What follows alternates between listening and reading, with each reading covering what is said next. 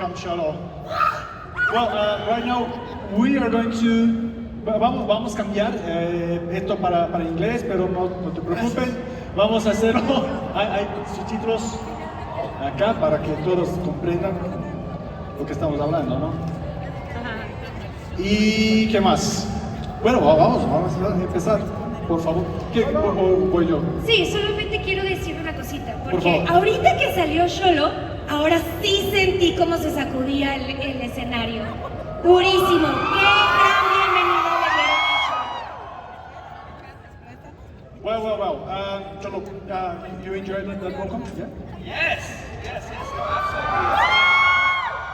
It's been such a pleasure to come back to Mexico. This is one of my favorite places in the whole world. I love it just more and more every time I come. Everyone that I've met so far has been so fantastic.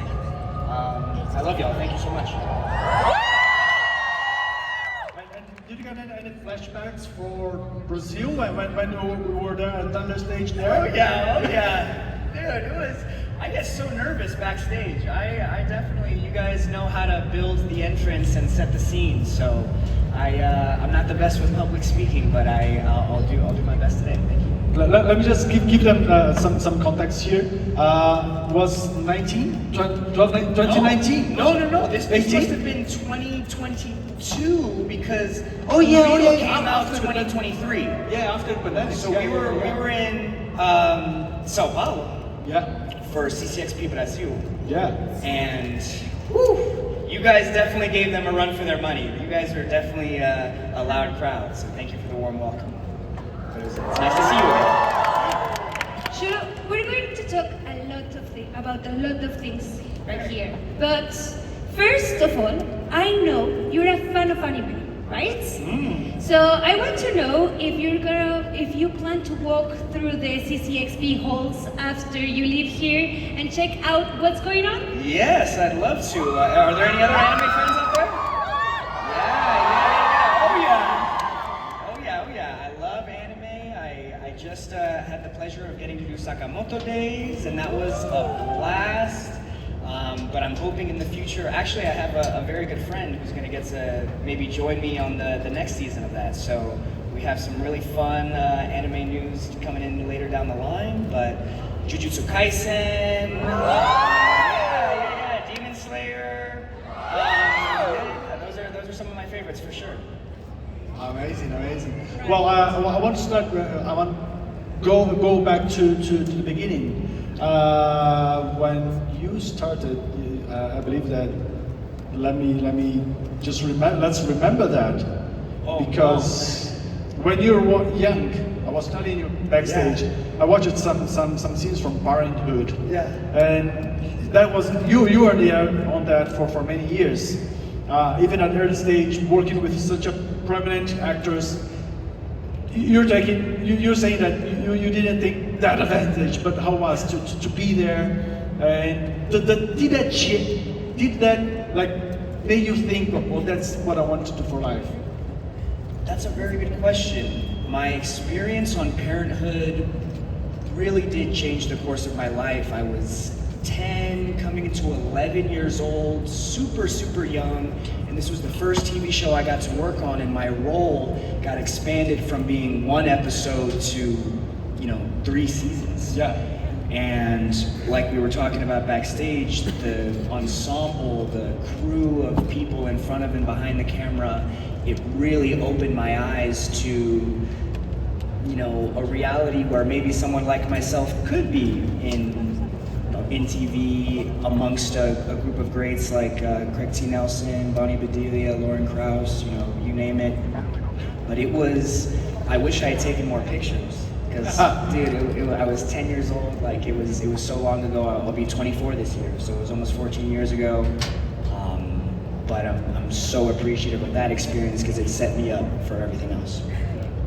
At that time, you were getting older, and I was wondering did you become the famous friend at school back then? Definitely not. The good thing about Parenthood was that only adults watched it. So I was with my friends and they were like, I feel like my mom said she saw you on TV or something like that. I don't know, but it never really, it wasn't until I did a yogurt commercial that all my friends at school were like, yeah, that's the guy from the yogurt commercial. But I even with Cobra Kai, you know, I was about to be finished with high school when that came out and was starting to be introduced to the world, and I didn't get a chance to go to college, so. Yeah, I wouldn't say I was the famous friend. They were like, he's the friend that leaves school randomly, but we don't know why. Yeah. Still in the topic of roles in your youth, that's something I didn't know. You made a very brief but extremely memorable appearance in a significant episode on one of the most acclaimed shows of all time. Dude, what was it like to be there and be part of Twin fucking Peaks? Twin Peaks, the revival. Dude. With David Lynch, yeah, right over there. It was, I mean, this was, dude, it was a whirlwind. My dad was a bigger, like, he was more excited that I got the role than I was. He was like, Twin Peaks, oh my God, you have no idea. But they kept everything so secret over there. Like, I didn't know what I was doing, what my part in the greater story was. I didn't know what episode it was. So when it was coming out, I was watching it each week. Like, first episode, no, okay. Second episode, no, okay. Third episode, fourth. I was like, shoot, maybe they cut me out of it. I don't know. But that particular episode, I hear, at least from the true, you know, fans, is one of the coolest ones. So I'm so appreciative. It was so amazing to get to work with David Lynch, this filmmaker who, yeah, shout out to David Lynch, rest in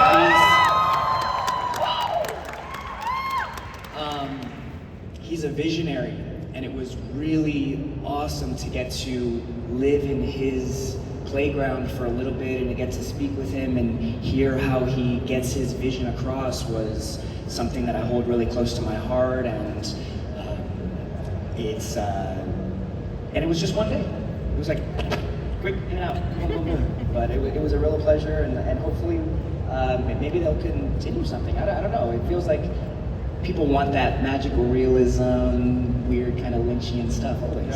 Yeah, all the time. Yeah.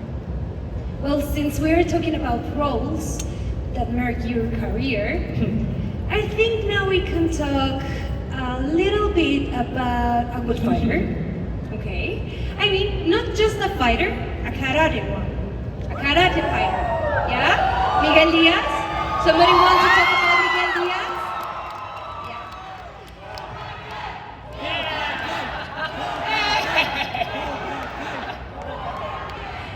Miguel Diaz, who begins his journey as an insecure boy and transforms into a confident fighter, even facing moments of aggression and confusion. How did you follow this psychological and physical journey through the seasons? That's a great question. I started Cobra Kai when I was 16. And for that reason, so much of the character was just what I was feeling at that time. I was like, I know what it's like to have a crush. I know what it's like to not have friends. I know what it's like to have a small group of friends. I know what it's like, I understood all of that. I, felt the energy that Cobra Kai was giving that was similar to the Karate Kid and kind of knew what they wanted, but I really have to give kudos to the writers because they built a character that was so deep and had so many layers that offered me to dive, into the pool and see, how deep I could go. Now we just finished Cobra Kai last year and I was 23. So not a high schooler anymore, out of that. And I actually appreciated kind of having the distance from those ages, those really kind of angsty, maybe even insecure ages to, look at them from a new perspective, an older perspective. I think it actually helped bring a better performance, maybe, being years away from that kind of feeling. Yeah. It's my favorite though, one of my favorite characters ever. And you were on Cobra Kai for a total of 7 years. Oh yeah. Dude, it's a lot. And before I get into the next question, I wanted to remind you and the Thunder crowd here about a little something. What?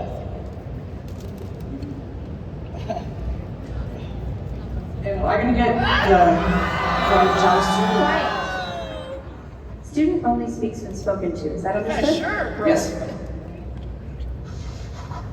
Yes, sir. You will always address me as sensei. Got it? Yes, sensei. And these aren't pajamas. This is the key. You'll get one once you've earned it. Now, are you ready to begin your training? Yes, sensei. Sir, you'll always address me as sensei. Yes, sensei. These are pajamas. This is a gi. And you'll get one once you've earned it. Now, you ready to begin your training? Yes, sensei. Oh, lesson 1, strike first. You could give me like a warning. Quiet! Okay.